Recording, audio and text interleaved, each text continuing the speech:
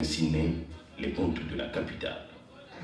Nganga Edo, le dernier de Bantous de la capitale, c'est le titre du documentaire tourné par DRTV International.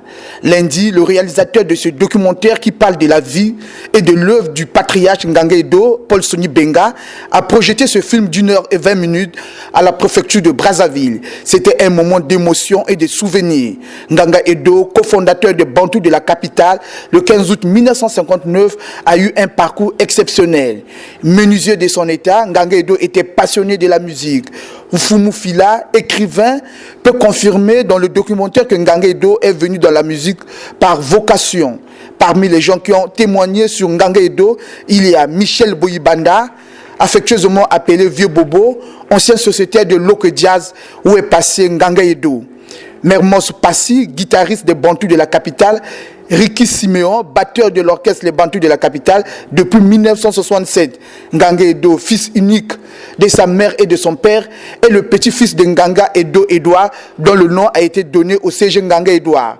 Michel Boyibanda, pour la circonstance, a fredonné quelques morceaux de la chanson Aimé Wabolingo, une chanson composée en 1954 à Brazzaville par le vieux Nganga Edo.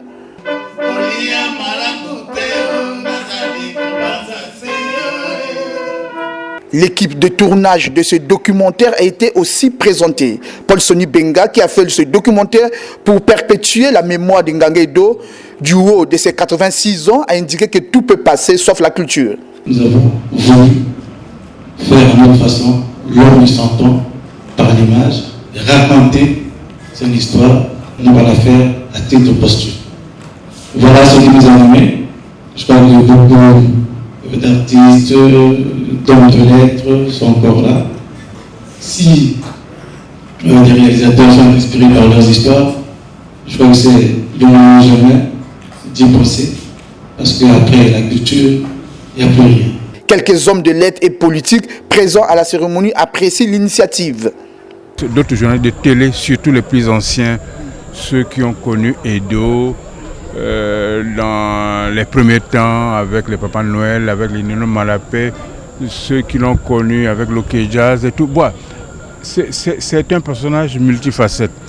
Donc, on peut toujours faire beaucoup et davantage. Je pense que l'avenir a toujours besoin de notre mémoire et que cette initiative a été prise pour placer le doyen Nganga Edo au firmament de son projet.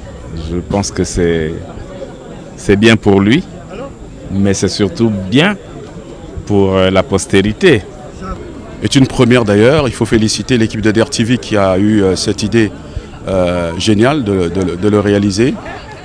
Et en regardant ce documentaire, j'ai découvert la vie d'un homme, mais qui a influencé la mienne, ma petite vie, à travers la musique, à travers les Bantous de la capitale.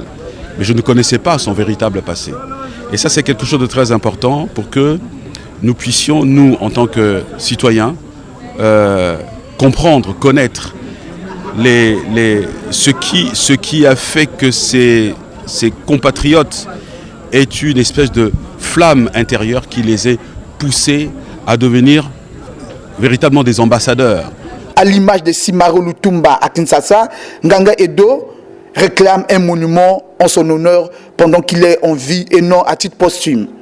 Rappelons qu'un DVD des 2 concerts en live des Bantous de la capitale au bar La Détente à Bakongo est en vente à DRTV International. La DRTV a fait également un coffret de 40 chansons où vous retrouverez les chansons anthologiques des Bantous de la capitale couronnant leurs 60 ans de carrière musicale.